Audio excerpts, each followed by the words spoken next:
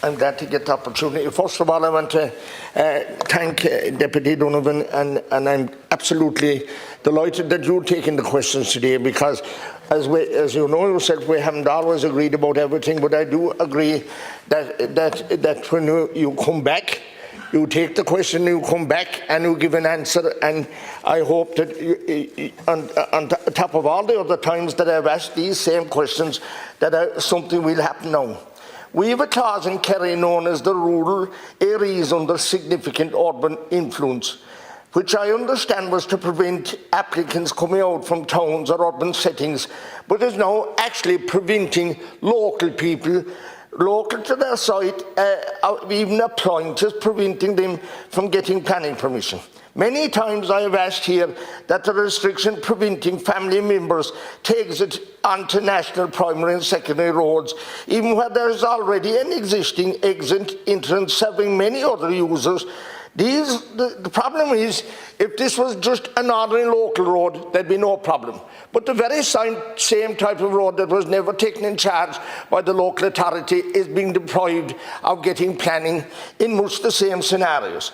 This change was signed into law in 2012 by Leo Varadkar, a former leader here in the House, and then the Minister for that, who later agreed with me here in this chamber that a total ban was very wrong. And what I'm asking for is that it be given back to the engineers, the local engineers, to decide if the exit is safe and if the site distance is of the right standard. There's a lot to talk about affordable home schemes, and we never had any one of these schemes in Kerry. I can't understand why. And anyway, I don't really know, I can't understand how you can call one house an affordable house when the house beside it costs the standard price, same size, everything, to build. Surely, to be able to call a house an affordable one, the materials or the labour cost or the planning cost should cost less. I want to remind you that 40% of the cost of building any house today is VAT, taxes, planning and levies. Could the government reduce the cost of the VAT? There's no VAT on building materials in the UK. I think the people are not actually being told the truth about these affordable schemes. We have had the Taoiseach many times saying that we need to zone more land for housing. However, on many occasions when elected members in Kerry and management agreed to zone more, the regulator stepped in and blocked them, even though these lands were serviced. What's going to happen now where the builders could use the government's new proposal to build treatment plants on non-service land? Just let me finish this. On non-service lands, only to be, could we say that these don't need to be zoned, only to be decided by a planning application? Because many of these places know that the government is saying that developers could build the treatment plants. They're not even zoned for housing. So this is going to hold all that up again. When the government proposed to exempt planning permission for the granny flats, time has expired, and I just move on if you don't allow the Minister to respond. Thanks, Laskin Corla, and thanks, Deputy Healy-Rae, for raising this. And just at the outset, there's more times that we agree on things and disagree. So, especially as a neighbour's child, I'd like you to think that. But on this one, I agree with you, because if you travel the road from Abbeyfield to Duwa, and I'm sure you know that road very well, and there's part of that road where there's in Kerry where there is a very well-developed group of houses where there's a single entrance out onto a regional road. It's not a national primary or national secondary road, but it's a regional road. And there's no intensification then or turning movements. It's what the roads engineer in Kerry County Council will tell you, because this is what they tell me in Limerick, that wherever there's intensification on a road and turning movements, they're worried about people being, rear-ended and having crashes and things like that, and fatality issues. And I can understand that. And where there is a safety issue on a road, we have to be very conscious of it. But where there is is no apparent reason for a person being denied planning permission, particularly if it's on their own land. And for instance, if they have rented an apartment in Tralee, or they have rented an apartment in Killarney, and they want to move back to Tarbert or Maivan or wherever else, I think it should be very clear in the County Development Plan's policy in the first instance that that's something that should be encouraged. There was a report 2 weeks ago with regard to the issue, and I have responsibility for it, around sports clubs in South Kerry, particularly in the Iveragh Peninsula, and depopulation and the demographic changes in the GAA. And we're going to have to address it. Like, there isn't going to be a sewerage scheme at every 4 crossroads in the country. But if developers are allowed to bring in their own type of solutions, where there's a small scheme under the supervision of the local authority, and where they can discharge to surface water with a licence from Kerry County Council or Limerick County Council, I don't see why that can't be allowed. And you wouldn't have the situation then where we have seen it in Renard and other places where they have to amalgamate GA clubs just to put out an under-16 team.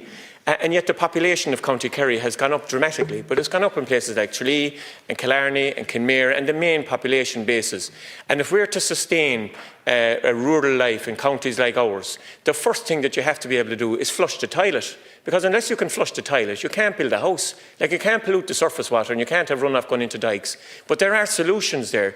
And I think rather than being told at a pre-planning meeting, as I'm often told, and I'm sure you are too, that there's no proper solution or there's no way around this, that soil is too heavy and you can't possibly sustain a proprietary treatment system or a septic tank or a biocycle, I think we need to start looking at engineering solutions where if a developer comes in, like that development that I referred to there a while ago between Abbeyfield and Duwa, that if there is a technical solution to be able to deal with sewerage and effluent properly under licence and inspection by the local authority, I don't see why we can't do that. Because the future of our GA clubs and our small schools is going to be utterly dependent on the fact that if we can't build houses in those areas, and it's not out of a desire of people not being able to afford it. A lot of these are returning sons and daughters who want to live in South Kerry or East Limerick, but the restrictions that are there, and I agree with you, they're going to have to be looked at. Thanks, Minister. Deputy Healy-Rae.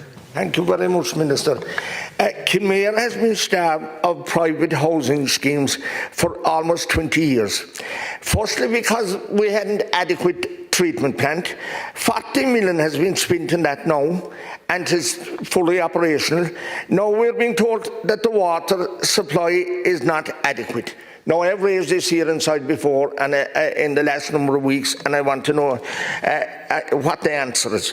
I ask again here, however, though, that the government liaise with Irish Water and ensure that the 2 current planning applications of up to 170 houses that are now in limbo are not refused because of the shortage of water.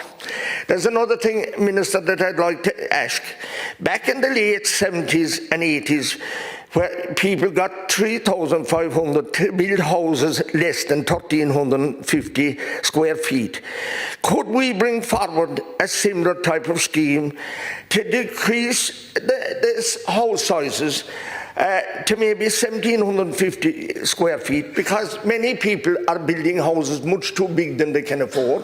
Thanks. And the cost is so I'm asking as well for a new grant of 20,000 euros on top of whatever is there before for houses built under that size. Thanks. I think there's merit in that, and I'll just ask, we do forbearance last concurrent. Kerry County Council are building no rural cottages now. They're building hardly any houses at all. And they were doing great work. People got a house built on their lands, and when they got on their feet, they purchased them out, they bought them out then. That's not happening at all. Thanks very much. Minister. Thank you, Concor. Thanks, Les Concor. And the same happened in Limerick, and the same happened in Waterford and everywhere else, where the local authorities built what were called the council cottages. In many cases, they were on farms. You gave the council a half an acre or an acre, and that land was transferred to the council. In return, they built the house and you rented it, and then you got the option to buy it back if you were a farmer. Or if you weren't a farmer, the council acquired a site for you. That's a matter for the council. If the councils want to do that, Deputy Healy-Rae, there's no reason they can't. The most important thing that they have to do is be able to go back a while ago, be able to put in a proprietary treatment system that will pass a percolation test. But I agree with you with regard to the issue in relation to what you said about younger people, especially want to move back into their own area. And there is a narrative out there that if you're building a one-off house, you're somehow polluting the area.